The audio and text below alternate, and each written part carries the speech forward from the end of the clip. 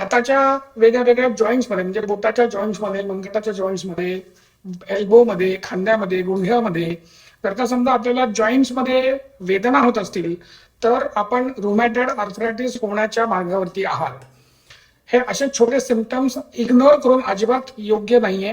हे असे सिम्पटम्स जर का समजा असतील तर योग्य पद्धतीने त्याला उपचार केलं गेलं जाणं हे अत्यंत आवश्यक आहे.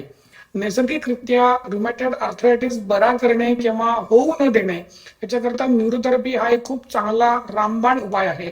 आमच्या क्लिनिकमध्ये आम्ही अनेक रुमॅटॉइड आर्थरायटिसच्या पेशंट्सवरती न्यूरोथेरपीच्या माध्यमातून कुठलंही औषध न देता कुठल्याही दुष्परिणामांशिवाय अत्यंत यशस्वी उपचारही केलेले आहेत.